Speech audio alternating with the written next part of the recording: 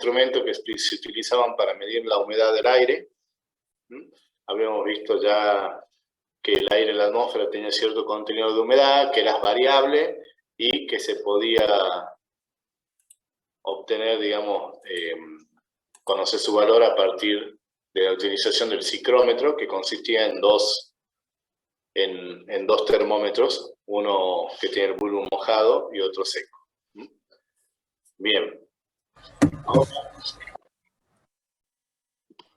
profesor, hay una compañera que está esperando para entrar. A mí no me parece, ¿no? Ya admití, capaz que están ingresando ahora porque acabo de admitir 4 alumnos más. Ah, bien, perfecto. Y recién entré, gracias. Ahí está, bien. Bueno, y bueno, ya tenemos entonces la temperatura y por último el contenido de humedad. Y ahora vamos a ver lo que tiene que ver con la condensación y bueno, la formación de las nubes. Bueno, primero tenemos que saber que la causa de condensación más efectiva es un proceso dinámico y que se denomina enfriamiento adiabático y que consiste en aumento de volumen de la masa de aire debido al descenso de la presión con el consiguiente descenso de la temperatura que va hacia el punto de rocío. Entonces, ¿esto qué pasa? Genera lo que sería núcleos de condensación o formación de nube. Entonces, la condensación de nube es la causa directa de las diversas formas de precipitación y tienen lugar en donde están siempre asociadas a la variación de los siguientes parámetros: el volumen del aire, la temperatura, la presión y la humedad. Esa variación del volumen de aire junto con la temperatura, la presión y la humedad, que son, si se fijan, son todos los parámetros que venimos estudiando, tienen que ver con la condensación o relación directa con la condensación de esa humedad que hay contenida en el aire. Bien. Entonces, la causa, como dijimos, la causa de condensación más efectiva era el enfriamiento adiabático y es lo que estaba definido ahí como el volumen de la masa de aire debido a un descenso de presión con el consiguiente descenso de temperatura hacia el punto de rocío. ¿Qué es lo que pasa? Son los núcleos de condensación y formación de nubes. O sea, acá vamos a ver cómo se producen los denominados núcleos de condensación y por eso es lo que se produce la formación o genera la formación de las nubes. La condensación se produce con mayor dificultad en el aire limpio. ¿Qué es lo que pasa? En el vapor de agua que está contenido en esa cantidad de gas tiene que encontrar una superficie adecuada sobre la cual poder condensarse. Entonces, en el aire libre, la condensación comienza alrededor de lo que se llaman núcleos de condensación o higroscópicos. ¿Estos qué son? Son partículas de polvo, humo, anhídrido sulfuroso, otras sales. Son partículas microscópicas. Una vez que se forma la gotita, a través de esa partícula microscópica se genera humedad, una condensación, se forma una gotita y se inicia un complejo proceso de crecimiento de esta gotita. Entonces el agrupamiento de todas esas gotitas es lo que conforma la nube, pero solo las gotas que alcancen un tamaño determinado son las que producen la lluvia. Y esto es lo que pasa, tiene que ver con que en las pequeñas gotas, al caer a una corta distancia, se evaporan. O sea, a la medida que si las gotas son pequeñitas, a medida que van cayendo en pocos metros ya se evaporan. En cambio, si tienen gran tamaño, recorren grande distancia antes de evaporarse y hay veces que tocan la superficie, entonces eso es lo que genera para nosotros la lluvia. Bien. Hablando de las nubes, se puede decir que las nubes se clasifican según los siguientes géneros. Estos géneros han sido establecidos de acuerdo a la forma de esa nube, la constitución, son nubes que pueden estar conformadas por pequeñas gotitas de agua suspendidas o por hielo.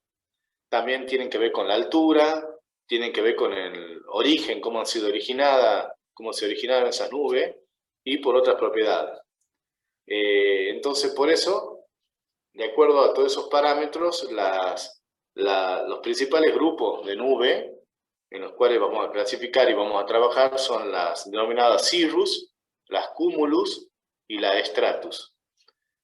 Las cirrus son nubes muy altas formadas por cristales de hielo de color blanco, uniforme y sin sombra. Acá la vamos a ver. Estas son las cirrus. Muchas veces nosotros acá en Tucumán vemos estas nubes. Acuérdense, son nubes que están muy altas y están formadas generalmente por cristales de hielo. Por eso vemos estas formas así, de color blanco uniforme y no presentan sombras. Luego tenemos las cúmulos que tienen forma de copo o bolas, como bolita de nieve, una base horizontal y tienen bordes bien definidos. Es la que están acá. También esta es característica, ustedes ven como le decimos como nubes con forma de algodón. Estos son los cúmulos. Y luego las stratus, que son nubes grises, son mucho más uniformes. Acá voy a admitir a otro alumno. Ahí está. Son más uniformes, tienen formas confusas, es como si fuese una niebla y se encuentran a una altura, no están muy altas. Acá vamos a verla. Estas son las stratus. Es cuando ustedes vemos que decimos se viene oscuro, se viene negro del sur. Bueno, esos son los stratus y son nubes que generan mucha precipitación, no por la intensidad, sino por el tiempo y por la cantidad de agua que caen. O sea, puede llover 2 o 3 días. En base a estos 3 tipos de nubes que hemos estado hablando, las cirrus, las cúmulos y las stratus, se clasifican, digamos, se hace una relación entre ellas, se la van vinculando y se encuentran prácticamente 10 géneros diferentes. Como por ejemplo la Nimbus stratus y la Cumulonimbus, que son las más importantes. La Nimbus stratus es la combinación de la stratus. La Nimbus stratus produce mucha precipitación y muchas veces en ciertas condiciones, en zonas frías, producen nieve. Y la Cumulonimbus tiene un gran desarrollo horizontal y tiene como si fuese una torre. Y estas son las que generan grandes tormentas y granizos. Esas son las que acá en Tucumán vemos ahora en verano, generalmente son las tormentas de verano.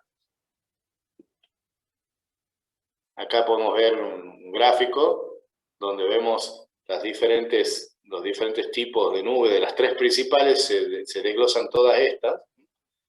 Tenemos un cirrostratus, cirrocumulus, un cirrus, nimbus stratus. Bueno, son diferentes clasificaciones, pero la más importante son las que le dijimos recién, estas dos, la nimbus stratus y la cumulonimbus.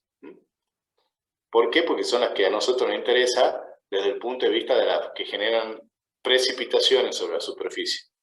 Acuérdense que estamos en hidrología y nos interesa todo lo que genere precipitación y escurrimiento de agua.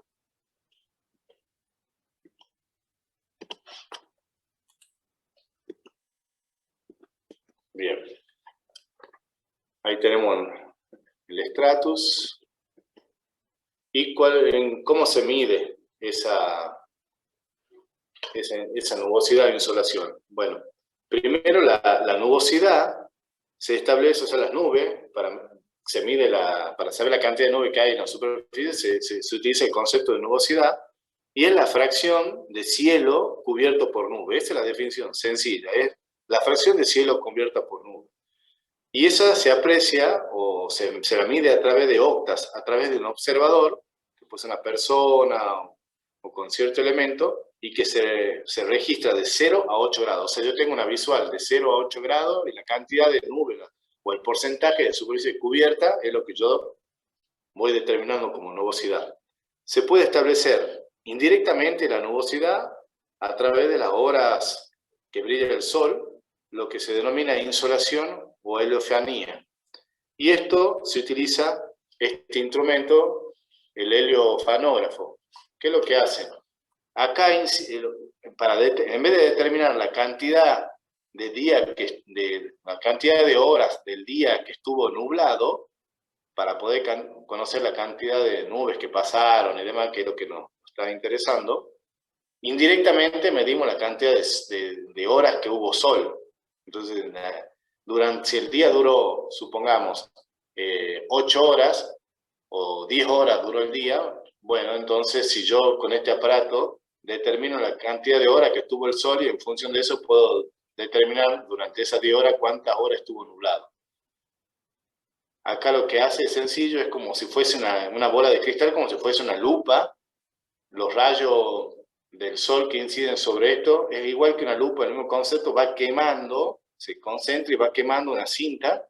Todo esto está puesto con la inclinación determinada de acuerdo a la latitud, el lugar geográfico y obviamente la estación del año, y va produciendo, acá y va quemando. Entonces esta cinta va representando las horas del día y acá vemos las horas en que hubo sol. Cuando hay sol, la cinta es quemada. Cuando no hay sol, por ejemplo, en este intervalo vemos que hubo una nubosidad y después vuelve a quemarse la cinta.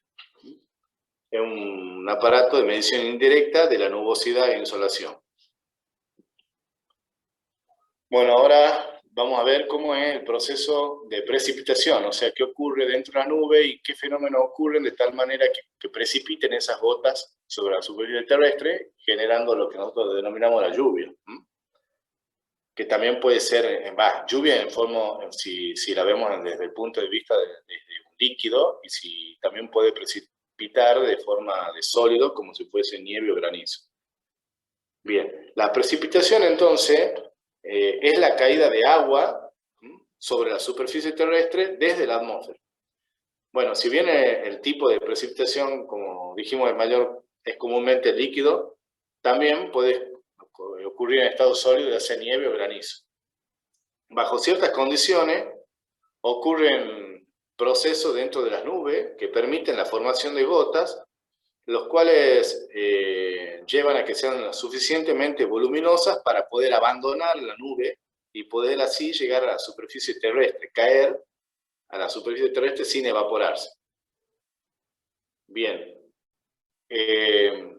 hay varias teorías que explican cómo existen esas gotitas de agua y cristales de hielo dentro de la nube.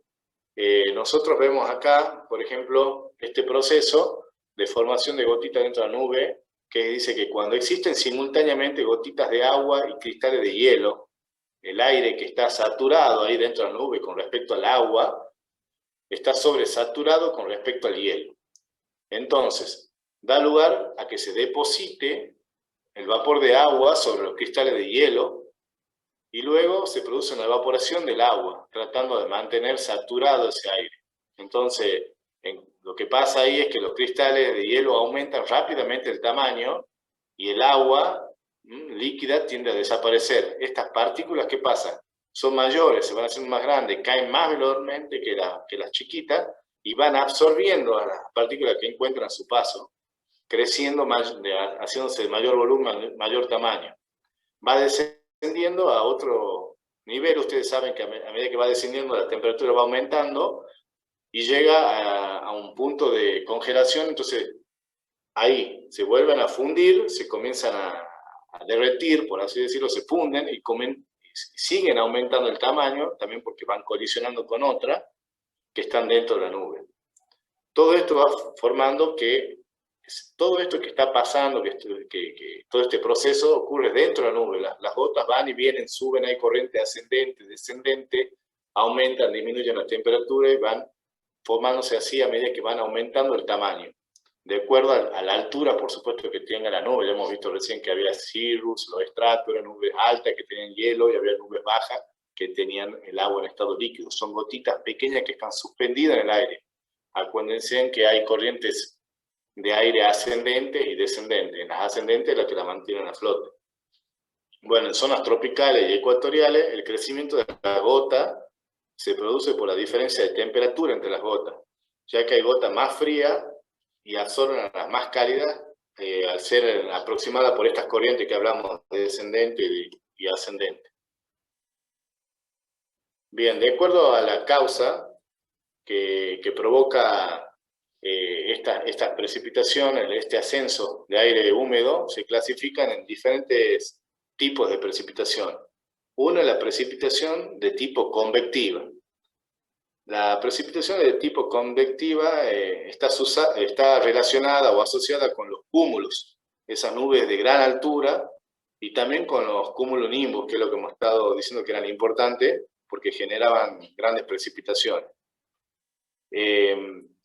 Hay modos de distribución en el espacio y tenemos tres categorías. Una es lo que sería una causa, digamos, fuerte de calentamiento de la Tierra, que en verano se originan células convectivas dispersas, que es las que originan una inestabilidad vertical del aire húmedo. Y eso provoca mucho calor superficial y sostienen con lo que sea un calor latente de vapor, que está liberado, digamos, libera vapor de agua, eso sube y se condensa. Eso produce precipitaciones de mucha intensidad, de estas precipitaciones de tipo convectiva. Y a menudo también hay formación de granizo. Duran poco, duran una hora, hora y media, y abarcan zonas limitadas, no son de grandes superficies. Bien, después tenemos otras precipitaciones de tipo ciclónicas. Sería las precipitaciones convectivas y tenemos la ciclónica. En la ciclónica hay un mecanismo esencial que es el ascenso del aire por la convergencia horizontal de corrientes en una zona de baja presión. Lo que está pasando son precipitaciones que ahí originan, no son muy intensas, son bajas, pero sí abarcan zonas muy, pero muy extensas. Son las ciclónicas, esta de acá. Tienen gran extensión y se generan en centros de baja presión. Y después tenemos las precipitaciones orográficas, que si bien las precipitaciones utiliza siempre los mismos mecanismos, hay veces que el hecho de que haya una barrera orográfica, como por ejemplo una montaña, le otorga cierta característica a esa lluvia que se produce sobre esa superficie. Y tiene que ver con que hay una intercepción con esa barrera orográfica. Por ejemplo, el hecho de que haya una barrera orográfica puede provocar inestabilidad convectiva, porque hay aire en un movimiento, digamos, el aire viene en movimiento horizontal, se encuentra con la montaña y hay un movimiento ascendente inicial de ese aire. Entonces eso produce un calentamiento diferente en lo que es las laderas de la montaña. Otra es que aumenta la precipitación ciclónica, frenando la velocidad, o sea, es como que vienen las nubes, llegan a la montaña y demoran en poder sortear esa barrera, y eso genera que en ese sector de contacto con la nube se produzca mayor precipitación. Por eso es que tiene que ver también el tipo de precipitación. Entonces las tres que hemos visto es la convectiva, la ciclónica y la orográfica. Son los tres tipos de precipitaciones. ¿Cómo se mide la precipitación? Bueno, la cantidad de precipitación se mide por lo que sería la altura de una lámina de agua en estado líquido, equivalente a lo que sería la lluvia, la nieve o el granizo, que cae sobre un suelo completamente horizontal e impermeable, y suponiendo que no hay evaporación. ¿Cómo se mide? Comúnmente en milímetros. Por ejemplo, o sea, si yo tengo una superficie, supongamos, de 1 metro por 1 metro, plana, horizontal e impermeable, supongamos una peleta, pelo pincho de 1 metro por 1 metro, de repente comienza la lluvia y, digamos, a las 10 de la mañana y termina a las 11.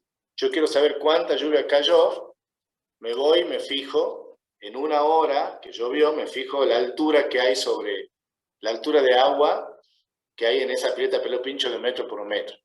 Entonces ahí voy a tener, supongamos que mido 7 milímetros. Entonces podría decir que hay 7 milímetros sobre hora.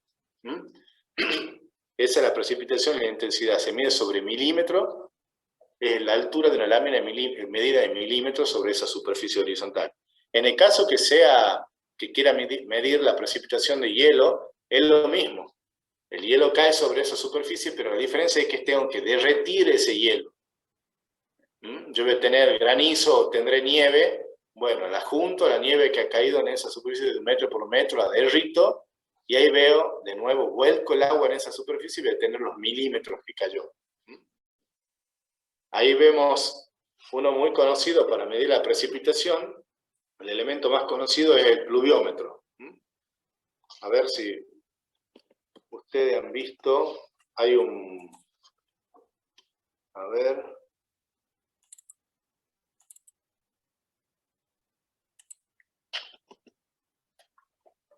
En los pluviómetros generalmente hay muchos tipos de aparatos, digamos, para medir la precipitación y son muy utilizados. En el campo generalmente es un tipo aparato de plástico, tipo embudo, que es el pluviómetro, y la persona del campo, el capataz, va viendo todos los días, llevando un registro de la cantidad de agua que cae por día. En este caso, por ejemplo, acá tenemos uno que se llama pluviógrafo a cangilón. Acuérdense que siempre ese prefijo indica que lo hace en forma continua. ¿Qué es lo que pasa? Esto en realidad es la parte interna. Externamente, acá arriba tiene un embudo, todo esto está cerrado y acá hay un embudo que capta el agua que cae en esa superficie. Esa agua cae por este embudo más pequeño y acá es un cangilón, que es como si fuese una uña, una palita. Entonces la cantidad de agua que esto se va llenando, una vez que se llena, cae, vuelca el agua acá, que es restituida, digamos, al ambiente, pero como esto tiene un volumen conocido, cada vez que cae, activa un dispositivo y marca que hubo una caída. Y luego comienza a llenar este. Una vez que este llena, cae de nuevo y vuelve a llenar esto. Entonces va llenando uno y uno. La cantidad de veces que eso va cayendo, como yo conozco el volumen de cada uno, puedo saber la cantidad de milímetros que cayó en ese tiempo. Es sencillo. El otro es un pluviómetro de registro electrónico, el mismo dispositivo, pero este es todo mecánico y este ya es eléctrico. Va produciendo con sensores y va viendo la cantidad de veces que se va moviendo el cangilón. Este es un pluviógrafo a sifón. Se llena acá, esta parte es la donde precipita el agua acá arriba, esto está cerrado, y cuando esto se llena, esta superficie que hay acá, esta cuba, se llena, se produce abruptamente el desagote de eso a través de un sifón, y como este tiene un volumen conocido, yo puedo saber las veces que eso ha desagotado, las veces que el sifón ha desagotado, puedo saber el volumen, y por ende, como el volumen lo conozco, puedo saber también la lámina. Acuérdense, si es un cilindro y yo tengo el volumen, la altura de sobre ese cilindro, conociendo la superficie, puedo calcular la altura. Lo mismo son aparatos, digamos, para poder medir. En este sifón, cada vez que se producía el desagote, se ve una línea, ¿ves? Cada línea de esta era una descarga del sifón. Entonces yo acá, por ejemplo, en esto, si yo no sé, acá no podemos saberlo, pero supongamos que este de día 12 representa una hora. Si representase de día 12 una hora, o supongamos 2 horas, para hacerlo más fácil, bueno, en 2 horas yo tuve 1, 2, 3, 4 descargas de ese sifón. Y si ese sifón tenía, supongamos, cada sifón tenía, por decirte algo, 5 milímetros, entonces tengo 5 descargas por 5, 25 milímetros. 25 milímetros en 2 horas. Este es el de cangilón que vimos al principio. Va registrando en el tiempo y un dispositivo que era una pluma lo iba midiendo. En este caso midió 103,5 milímetros. Es lo que cayó. Y es muy importante saber en qué tiempo. Eso es lo más, por definición, nosotros acá estamos midiendo la cantidad de agua que cae, pero es muy importante que sepan el tiempo. No es lo mismo que por ejemplo, yo les diga que la lluvia de ayer fue de 100 milímetros en 22 horas, que yo les diga que fue 100 milímetros en 1 hora. 100 milímetros en una hora es un tormentón. Es muchísima cantidad de agua y eso, ¿qué pasa? No le da tiempo al suelo a absorber el agua y todo es escorrentía superficial y puede provocar desastre. En cambio, si yo a ustedes le digo, mira, ha llovido 100 milímetros, pero en 3 días, y bueno, no es tanto, no es tan grave. Este otro también, esto es lo que yo le decía que hay en la finca, le llaman totalizadores diarios, tiene esta formita, en realidad es un embudo que llena un recipiente conocido. El fabricante de esto tiene una probeta, entonces una vez que yo tengo durante el día, digamos, todos los días va la persona y ve, si no tiene agua, 0. Entonces el día 25 de marzo, 0, el 26 de marzo, 0, y siempre lo mide a la misma hora, siempre lo revisa a la misma hora. Supongamos que lo revisa a las 8 de la mañana, entonces el 27 de marzo llovió, entonces cuando vaya él el 28 de la mañana, va a encontrar esto con cierta cantidad de agua, lo va a sacar y va a llenar esta probeta y acá le va a indicar los milímetros precipitados. Esto nos permite dar un parámetro de la cantidad de precipitación diaria. Y bueno, y por último, los vientos. Los vientos tienen que ver con esa cantidad como le decíamos recién, de lo que sería el movimiento horizontal del aire sobre lo que sería la superficie terrestre. A ver, estamos con tiempo. Bueno, se va a cortar en 8 minutos, así que capaz que hacemos una conexión más. Bueno, veamos entonces rápidamente lo que es el tema del viento. Primero tenemos que hablar de lo que sería el movimiento atmosférico. La atmósfera, que sería más o menos lo que podríamos decir que se asemeja a lo que sería una máquina térmica, en que la diferencia de temperatura entre los polos y el ecuador hace que la energía necesaria para producir la circulación de masa calórica vaya desde el más... A ver, nosotros tenemos aire frío en los polos y aire caliente en lo que sería la zona del ecuador. Entonces esa diferencia de temperatura hace que haya una circulación de aire entre lo que es más denso y menos denso. La energía en la atmósfera se transforma constantemente. Entonces, el desigual calentamiento que tiene la Tierra y en la atmósfera por la radiación solar, eso que ya fuimos viendo que no es constante, genera lo que sería la energía potencial. Parte de esa energía se transforma en energía cinética por la elevación del aire caliente y el descenso también que hay del aire frío. O sea, el aire caliente asciende y el aire frío desciende. Entonces, finalmente, esa energía cinética también se disipa por el rozamiento que hay con la superficie de la Tierra y eso produce una compensación de lo que sería la fuerza resultante. Eso es lo que sería el movimiento atmosférico. Si bien los movimientos verticales se presentan en la atmósfera, son mucho menos importantes que los horizontales. O sea, el movimiento de aire vertical digamos, en intensidad son mucho menores que los movimientos horizontales. El movimiento horizontal es lo que nosotros denominamos viento. Bien.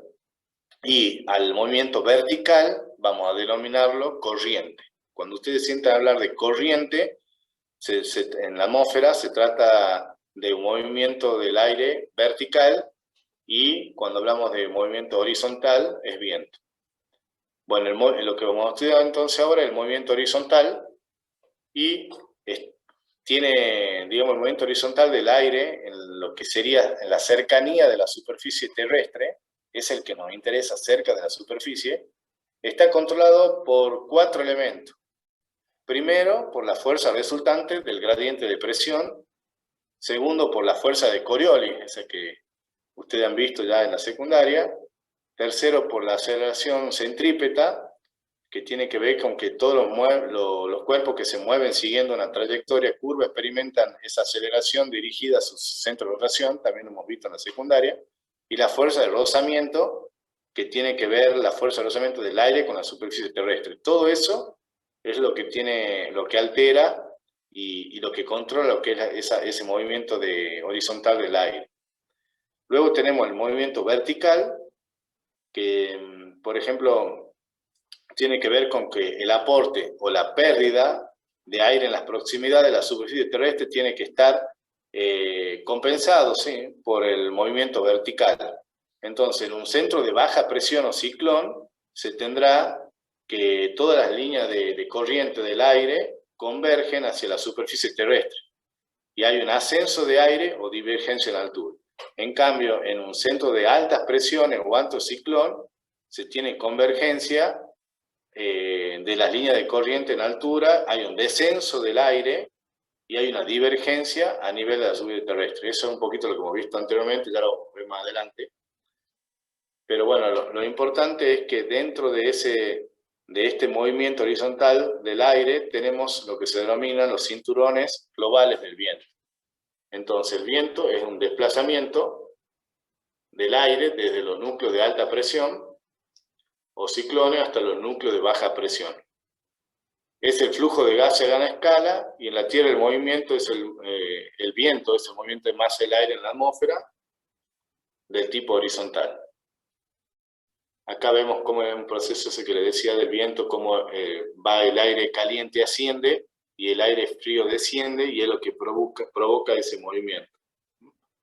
Ahí tenemos movimientos verticales y movimientos horizontales. Tipos de viento. Bueno, los vientos globales o constantes o planetarios se generan principalmente como consecuencia de ese movimiento de rotación de la Tierra, que lo que hace es que provoca un calentamiento que no es el mismo en la Tierra.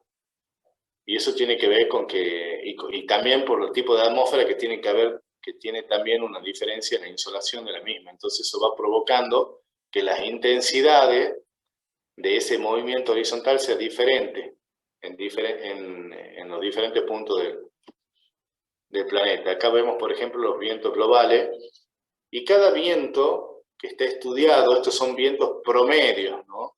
Están estudiados, tienen un nombre. Por ejemplo, los 1, estos que están acá, son los vientos del oeste. Nosotros acá en Argentina, por ejemplo, tenemos uno característico que es también el viento del oeste. Tenemos después en este sector de acá abajo, los 5 que serán en Chile, que son los vientos alisos del suroeste. Ustedes ven, estos vientos generan gran masa, imagínense, son grandes masas de aire que hacen un intercambio de temperatura. Eso tiene que ver con muchos fenómenos. Tenemos los vientos regionales, este ya es por región, los otros son globales a nivel mundial. Vientos regionales son, por ejemplo, los monzones. También pueden considerarse como vientos regionales, en que su duración en el tiempo y son alterados, digamos, estacionalmente, son más bien vientos que son más globales, más planetarios, pero es otro tipo de viento, regional. Los vientos locales presentan un desplazamiento del aire de zona de alta presión a zona de baja presión. Por ejemplo, la brisa marina, el viento que sopla durante el día de mar a la tierra, y durante la noche va de la tierra al mar. Los vientos de montaña y valle, que es el aire que se desplaza durante el día del valle hacia las cumbres, a lo largo de las laderas, y por la noche desciende de la montaña. El que conoce Tafí del Valle sabe que siempre hay una hora en que comienza a correr el viento. Bueno, tiene que ver justamente con eso, con los vientos de montaña y de valle. Entonces esos son los tipos de vientos locales: viento de montaña y valle, viento originado por barreras topográficas, y lo que serían las brisas terrestres y marítimas. Esos son los tipos de vientos locales. Todo esto, acuérdense, chicos, hay un apunte que le voy a pasar ahora, y están las definiciones, cada uno de ellos en la breve descripción. ¿Cómo se mide el viento? Bueno, el viento se mide con la veleta, esto lo conocen. Muchas veces en las casas de antes estaba el gallito, ese gallito que indicaba, estaba puesto de arriba, y de acuerdo a la dirección del viento se movía, y estaban puestos los puntos cardenales, sabíamos si se movía hacia el sur, hacia el este, hacia el oeste. Eso tiene que ver con del viento. ¿Qué nos interesa medir? Nos interesa medir la dirección y la velocidad